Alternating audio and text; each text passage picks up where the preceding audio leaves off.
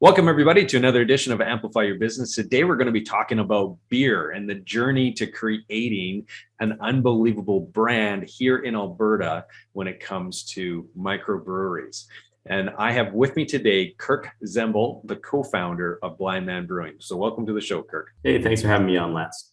So Kirk, right off the top, we have to let everybody know where you're calling in from, because you guys are located in Lacombe, but you yourself have been living over in Nice, France for a little bit. So tell me a little bit about that. Yeah, I often talk about Lacombe, sunny Lacombe. It's one of our sunniest parts of Alberta.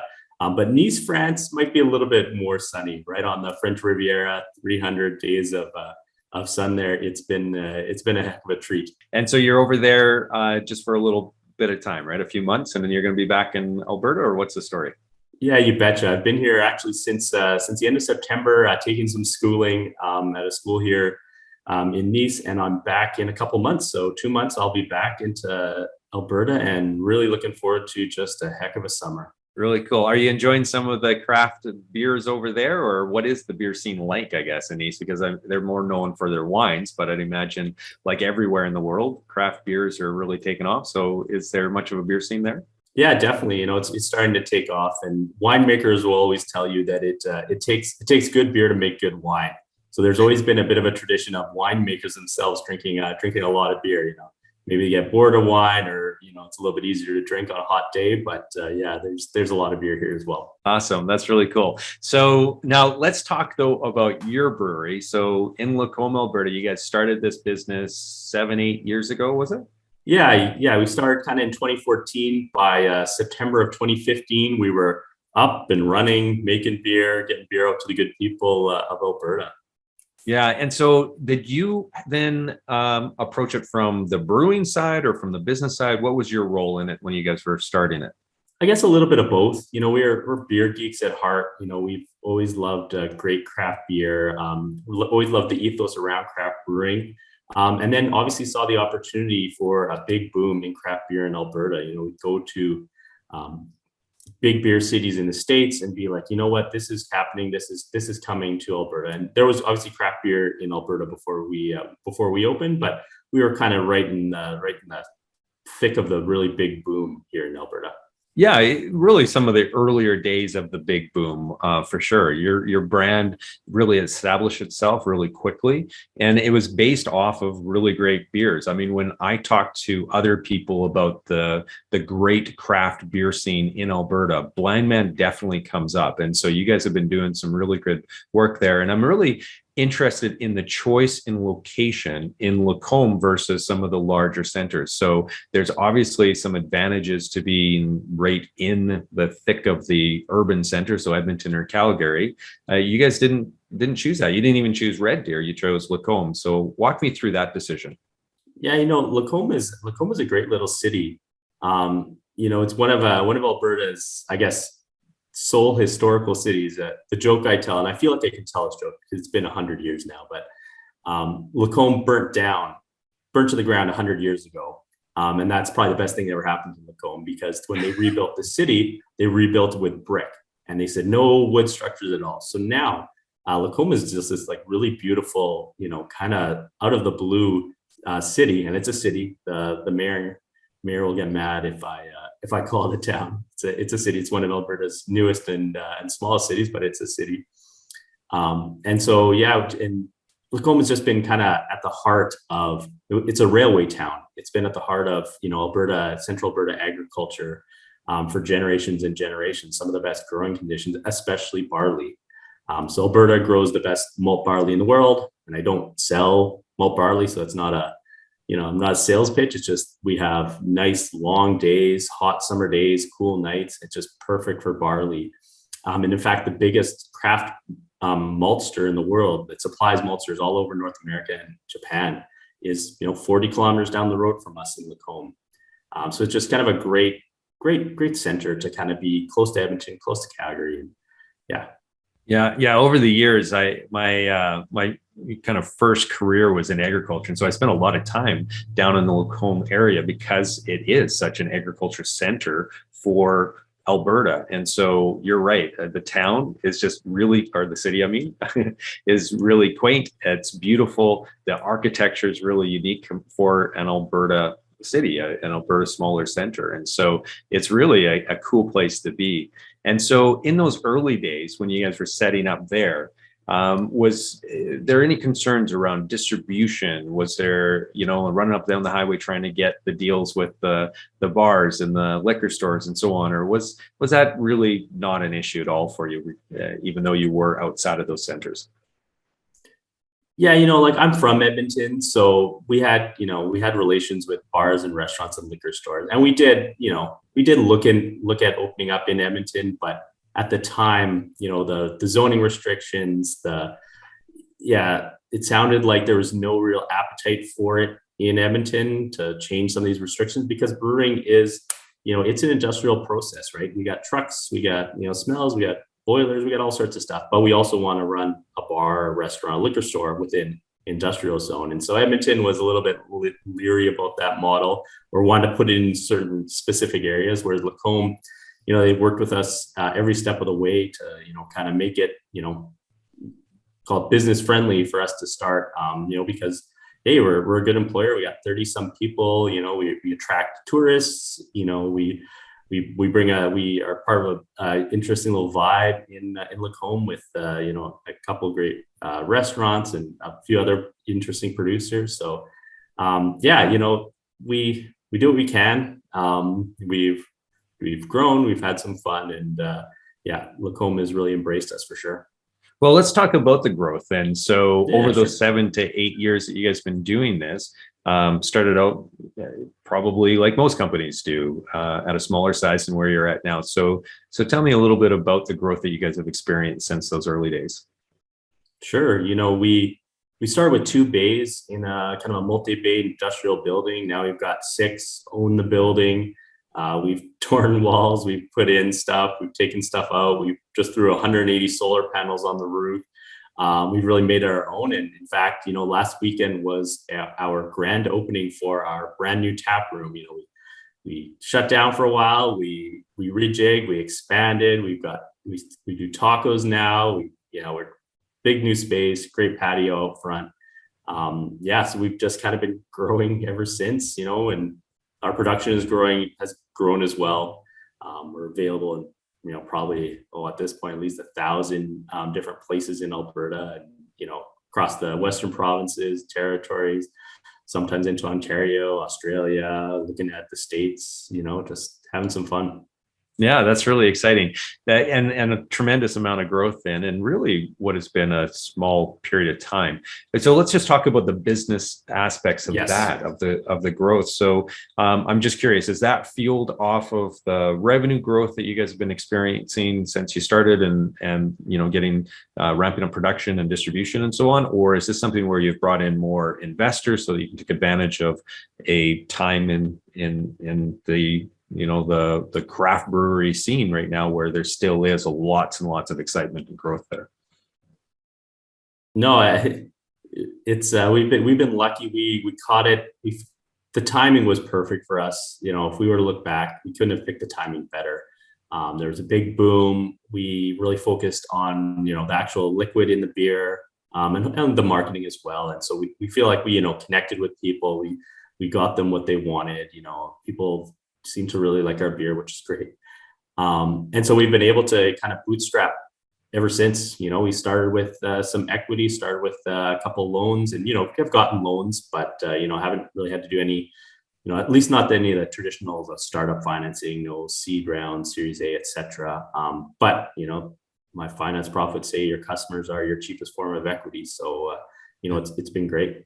Yeah, really great then if you guys were able to achieve that, because that is significant growth, and all based off of your revenue growth. So that's really exciting. Now, in terms of challenges then, so it is always difficult to manage the growth, both in terms of the production side of things, but also the sales side of things, and in a market that is kind of a newish kind of category within a broader marketplace. And so, can you tell me some of the challenges that you guys have faced over the years, and how you overcame some of those challenges? Yeah, I'll tell a story that's not my own. It involves the uh, the the founder of Alley Brewing, Neil Herbst, back 25 years ago when he was selling beer, craft beer in Alberta, and he'd go to a bar, and the bar owner manager would say, "Oh, craft beer. You know what? I've had craft beer before. It doesn't really taste good. I'm not interested." When Neil's beer was completely different. And there was still some of that for, the next, decade after that. But then, people just have started to really, you know, become aware of different beers out there, different styles, and just really are asking for better and more. And that's what we hope we deliver. We really focus heavily on natural liquid, which it seems trite to say, but we really heavily focus on what you're actually tasting. Because I think we're a little bit proof positive that if you produce something that people like, they're willing to support you. They're willing to buy again and again and again. You just have to give them what they want, and they'll reward you for that. Yeah. So things must not have always just went along, smooth according to plan. There had to have been some hiccups along the way, some challenges, some mistakes. Is there any lessons that you can share with our audience that that you guys have experienced that might be valuable? Yeah. So probably 3 years ago now, we had some serious issues with stockouts. We were oversold. We had too many people trying to buy our beer, and we couldn't produce enough. We didn't have the capacity. We didn't have the equipment. And people would say to you, "Hey, oh, that's a great problem to have." And it's better than the opposite, better than people not wanting to consume your product. But it's a problem, and it's a big problem because retailers can't have stockouts on their shelves. They will not. They will that little shelf space that you think is yours is immediately going to be filled by some other product because retailers get $0 off of empty shelves. So they will immediately, and then you have to sell it into again. And then they're gonna be like, well, what happens in, a month from now if you guys have stockouts? So it's really difficult to manage that because you have, sales projecting. It doesn't matter who you are. It doesn't matter if you're kind of the biggest company in the world. It's a loosey-goosey game. There's not real data on what people are gonna be doing, 3 months down the road, 6 months down the road, a year down the road is impossible. And so it's been a challenge to manage that. You try to stay ahead of it, but things come out of nowhere. And you got to roll with it. I'm sure everybody that you've interviewed in the past years have talked about COVID. I'm a little sick about talking as well, but suffice to say that, then you have something like a pandemic comes out of nowhere and your demand goes up, down, sideways, around in circles. Liquor stores are saying it's Christmas every week, and then they're saying that haven't had slow week. They've never had such slow weeks, and you just got to be, I don't know, you just have to have a good head about you and just make the decisions that you can make and not worry about the ones that you shouldn't worry about, and hopefully keep your head on. So just out of curiosity, what's the mix there in terms of your channels of distribution or sales? So you have the tap room, you have obviously your distribution into bars and liquor stores, and then are you doing some stuff online as well? Yeah, online is, compared to a lot of other businesses, online is a little bit smaller for us just because beer is 95% water. Water's heavy. So it's a little bit difficult to, people aren't really willing to pay for shipping on beer, which I get, don't get me wrong. So our online sales are a little bit, especially in the pandemic, we've done deliveries, and we do monthly deliveries directly to people's homes. Tap room is always great because you can actually host people, you can show them a good time, you can tour them around, you really get to know them. And so that's what we kind of focus on. But our biggest channels are liquor stores and bars and restaurants, which, hey, I just was texting with a local bar owner of the Common here in Edmonton. And he said the last 2 weeks were pre-pandemic busy. So I'm over the moon for him and all the other restaurateurs and bar owners that have just been kicked in the dirt for 2 years. Yeah. There's definitely everybody is very optimistic about what the spring is going to hold now that things have reopened again. And so, yeah, if the Oilers can get into the playoffs, this is going to be that much better. It's going to be complete chaos on every patio in Edmonton, I think. Breweries have been praying for, a Battle of Alberta playoff series for years and years now, because man, that would be it would just be a good time, just a straight up good time. But it'd also be great for beer sales. No question about it. Okay, so if you were to look back, I guess at any stage of the business's growth, right? And you have the lens now of experience. Is there anything that you would tell your younger self that would help guide you a little bit better if you had to do it all over again? I've definitely become a more patient person. That might be due to age or experience. Not everything is, going to sink your business. Even in the early days when things can sink your business, not everything will. And I don't know if you obviously cannot predict this, but try to look at things through a lens of, what decisions do I have to make fast and which ones do I have to make slow? Because those are different. And it might seem like every decision you have to make fast. Like in COVID times, we made some decisions that were probably a little too fast. Everybody was kind of hyped up about everything and, doing this, that, and the other. And then it sometimes can seem like you should make every decision long. But in some cases, beer drinkers or any customer, no matter what business you're in, they can change and they can adapt pretty quickly. And you gotta go where they're going, because if you don't, you're kind of sitting up by yourself. And so to try to really kind of out and analyze your decisions that you have to make. Okay, is this one a fast decision? Is this one a slow decision? Really segment those out and make sure you're responding appropriately. Yeah, I think that's really great advice, and it is so difficult to know, right? When you're in the thick of that, as to, like you said, how patient do I need to be, or can I afford to be? When you see the cash flows changing rapidly and so on, right? It's really, really scary. I am curious. So one thing that I think is very, very unique about your industry, the craft brewery industry here in Alberta, and I'd imagine it's the same across North America, is there seems to be so much collaboration and support within the competitors or amongst the competitors. So which is really unique, because most other industries, it's not that friendly. And so I'm curious as to why you think that's the case in the beer industry, the craft beer industry, and B, if there's anything that you would draw from that in terms of learnings that other people in other industries might be able to embrace that would also create or foster that. If in fact you think that's a great thing to have, which I presume you probably do, because I know you guys have done some collaborations. Yeah, for sure. We definitely try to be humble and, but we still have pride in certain things. And there's beer awards. And we win our fair share of awards. No other breweries has won as many Alberta Beer Awards as we have, for example. But the one award that we have a special, we feel some pride for is at the Alberta Beer Awards every year. The brewers themselves basically vote for Community Builder of the Year. So the brewery essentially voted by your peers that they feel like has done the most to build the brewing community. And we've won it every year that it's been open. And we're very proud of that. And we do whatever we can to really, like you mentioned, focus on a spirit of collaboration, focus on a spirit of sharing.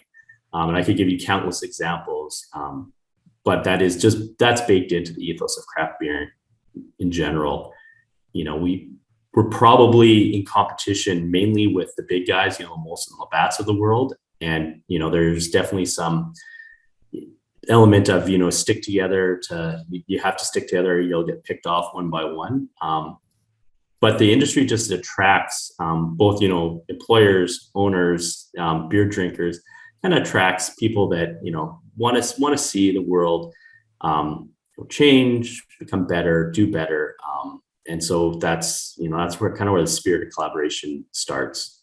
It'd be rare that a craft brewer doesn't have that kind of ethos as they come into it. Yeah. So it definitely seems just naturally fostered, right? And so I like in my industry, so in the marketing agency world, we've collaborated with a ton of other agencies in Edmonton, uh, just because we were kind of in a unique space in the type of product or service that we were creating. And so a lot of them wanted to work with us on those for their clients and that.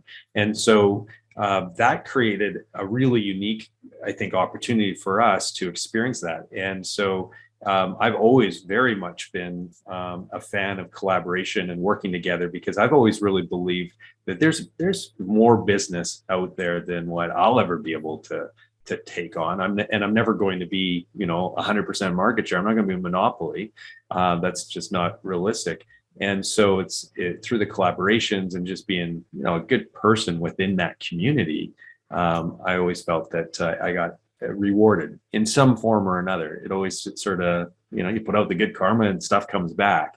And it seems like with the craft brewing industry, there's a ton of great karma around everything that you guys do. Any advice on for other industries or insights on that, like in terms of like how can that be fostered in other industries that seem to be much more competitive? Collaboration, connection, communication, all these things, they can't be bad things. If they were, our world wouldn't work. And sometimes in the business world, I feel like we kind of get away from that. I think most people, if not everybody, would say, okay, teams working together in a business, that they make magic happen. They're the ones who move things forward. But then they somehow believe that teams of companies can't work like that. That it's negative if that happens. But say when we're facing some of the bigger challenges of our world, like climate change, etc. We have to, nobody's going to be able to solve anything on their own. Or if they could, that'd be great. I'd be the first one to be like, okay, yes, that's awesome. If you can just wave one and solve this, go ahead. Be the biggest company in the world. I don't care. But likely it'll have to happen with everybody kind of getting together. I'm not. I'm humble enough to realize that we're just a small brewery, so I wouldn't kind of dine to give advice to any industry out there. But it's a vibe that just feels good when you're in it as well. I used to be in the oil field, had a little consultancy there. And it's a different vibe, and it's a lot of fun. Life is long, but it's also short. And, sometimes you got to think about who you want to be. Like you mentioned, Lance, just getting the good karma, the good vibes out of something. And, if there's another business owner out there that is in an industry that isn't as collaborative, there's somebody else out there that, somebody in the industry as well that's feeling the same way. Find that person, do it. You'll feel better. Yeah. And I think you guys have the advantage too, because I mean, drink more beer, you're going to make more friends probably, or vice versa. More friends equals more beer drinking. It all kind of goes hand in hand. And so there's definitely lots of collaboration that can happen over a pint or two for sure. Now, one thing that you did mention earlier on was the solar panels. You have installed a pile of solar panels on the roof of your building. So talk to me about what you're planning on doing there and how that ties into the overall, positioning of Blindman Brewing and what you guys are passionate about or concerned about there. Yeah, I think it's no big secret that we see, climate change is a big threat to our world, and we want to do what we can to reduce our impact. And solar panels, especially, now that electricity is more expensive and solar panels are a little more expensive as well. We're kind of sitting a bit pretty there. We're being like, oh, that was a pretty good decision on our part. But yeah, it's what we're about. I think it's what our beer drinkers are about too. Hey, if there's two different beers on the shelf and one, will not have as much impact as the other, I think people's perceptions, even if it's small at the beginning or even if they don't, it doesn't matter. It's still less of an impact. And so, we're focusing on that. We're one of the projects that we've been working on. Well, for now 5 or 6 years, has been a way to capture the CO2 we produce in our brewery and then reuse it. And so now we're getting to that point where it's happening. We're going to be the first brewery in Canada to use a technology to capture our CO2 and reuse it. We're winners of one of the winners of the Emissions Reduction Alberta's Food, Farming, and Forestry Challenge. So we got a bit of government support, which helps, because being the first to do anything is great if it works out. But when you're using kind of unproven technologies, there's a chance that it can't work out. And the first vendor we were using out of actually Idaho ended up going bankrupt. And this one now we're using out of Texas. We're gonna get this thing in and be able to capture and reuse our CO2, which if I can bore us all, in fermentation, yeast is eating sugars to produce ethanol, alcohol, and CO2. Typically that CO2 is vented. But unlike in, say, like a combustion process, like in a boiler in a power plant, for example, the air in a boiler in a power plant that goes out the stack is mainly nitrogen, because that's what we breathe. That's the air around us. Whereas in brewing, this CO2 we're producing is pure CO2. No oxygen, no nitrogen, nothing else. So we can easily capture it. There's not a huge technological breakthrough that has to happen. And then we also buy CO2. Last year we spent, $60,000 buying CO2 that we then carbonated the beer. So it's a real easy way to kind of complete that circle in a way that's both financially viable and reduces emissions. So, if we're going to solve this climate change thing, those are the win-wins that have to happen. So are you reusing everything that you're capturing then? Is that the idea, or is there some other, is there extra that you have to then deal with? Here and there, but that's the goal. Yeah, is to capture and reuse all that we produce and all that we need. Depends. It's a biological process, and living beings are naturally fickle. So things a little bit hard to understand. If I could bore people even more, it's one of the reasons we're working with. I know you had Nicole Jansen from Alta ML on earlier, but we're working with the Alberta Machine Intelligence Institute on a few little AI ML projects to try to understand our fermentation process a bit, so we can capture more CO2, etc. But it's a new technology, and like I said, we're really the first in Canada. But I've always heard from others that the first person in the jungle often ends up dead on the ground with arrows in their back, and here's hoping that's not going to be the case in this situation. Yeah. Well, that's really neat. So you guys are applying some AI potentially into studying all this as well. That's really cool. Yeah, that's the plan, and that's the future. And if people don't know, Alberta is actually one of the AI centers in the world. The Google has a institute in Silicon Valley, London, England, and Edmonton, Alberta. Yeah, it's truly remarkable how we're seeing AI included in so many different aspects now of business, and I would never have thought that it would be included in the brewing process. So that's just it goes to show you just how it's going to permeate all facets of our society and life and business and production. That's really cool. Yeah. So, okay. So in terms of people finding you and your beers, so, obviously your beers are available, like you said, over 1,000 different places across Alberta, whether it's restaurants and bars and liquor stores. So if you walk into a place and you don't happen to find it, I'd imagine, go up and ask the manager to start stocking it would be a big request there, I'd imagine, from you guys to try to pull that product into some other areas where it's maybe not there, but odds are they're going to find it in the store. And then obviously you guys are in Lacombe. If somebody were to just Google Blindman Brewing, you're going to find you right away on how to get down there and check out this new tap room. Is there any other avenues where people can reach out to you either directly or through the company that you wouldn't mind sharing? Yeah, obviously, hit us up on Instagram, check out our website. We just launched a brand new kind of animated, tour, I guess, of the brewery with a number of different stages, so you can see what we're up to, see what we're about, learn a little bit about beer even. But yeah, go to your local liquor store, go to your favorite bar, or restaurant, frequent them. They need it. And when you can, come out for a drive. From my South Edmonton to Lacombe is like an hour and 5 minutes door to door. Come on, it's a nice little day trip. We'll treat you right. Yeah, and have a beer and some tacos now. It sounds like on this new tap room. So yeah, it's going to definitely worthwhile. And check out the town. It's a great little town. Or sorry, I keep saying town, and you're like you said, your mayor's going to be angry with us. A great little city in central Alberta. So definitely worth the drive for sure. So thank you so much. I really appreciate it, Kirk, sharing your story. And I'm just a big fan of what you guys are doing there. I've been drinking your beer right from day one. I definitely love the craft brewing industry that we have here. That's really sprouted up over the last few years.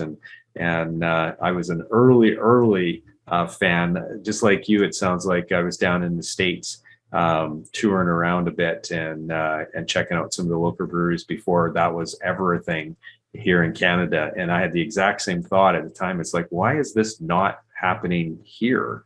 Because it was just it was so much fun to try all these very unique beers and get away from the Molsons and the Labatts and the Kokanees and Coors and so on, right? It was just actually beer had way more flavor and and way more interesting drinking experience than just having that liquid swish that some of these big guys had, right? But yeah, it's been really interesting to see the growth of it, and I'm glad that you guys have seen so much success in it, because you definitely deserve it. There's been some unbelievable beers you guys have produced. Thanks, Lance. Appreciate that. Yeah, and thanks for having me on. It's been a good little chat here today. Yeah. Okay. Well, I'll let you get back to your evening, I suppose it is, over in Nice right now. So thanks a lot for dialing in from there, and hopefully we'll see you on the patio sometime real soon then, Kirk. I can't wait. Okay, take care. And that's a wrap, guys. If there is any interest in checking out some other episodes, you can head over to amplifyyourbusiness.ca. That's where you're going to find our archive, as well as any future episodes. And if you happen to be a business that is interested in sharing your story, there's a form there that you can fill out, and you could be an upcoming guest just like Kirk. So thanks again, Kirk. Have a good one, and take care, everybody, and keep on trucking along.